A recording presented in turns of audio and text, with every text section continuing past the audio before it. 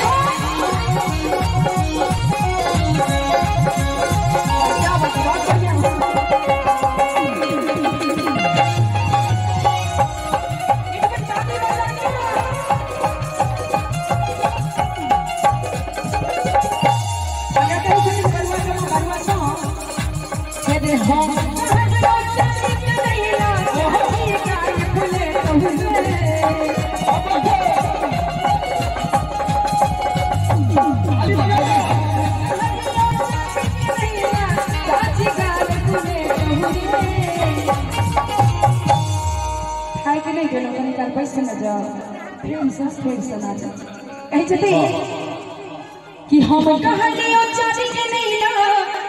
तेरे चाची काल भूले तोरे और कहबे के लोग नहीं हर के लोग से बेसी दिखावे तो कह छथि कि सबसे बड़ी हम के मिलता सबसे बड़ी हम के मिलता सबसे बड़ी हम के मिलता बाप तो हर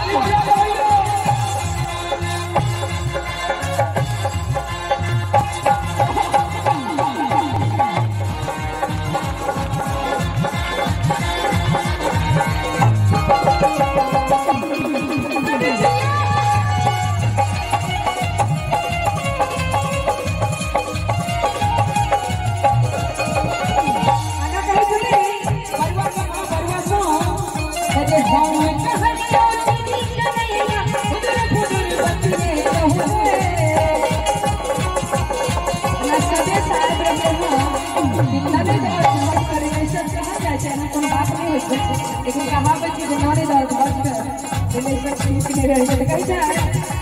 कहते हम कहानियों की जिंदगी नहीं ना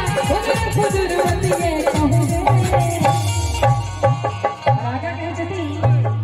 कि सबसे बड़ी हम मौसी के इनते क्या बात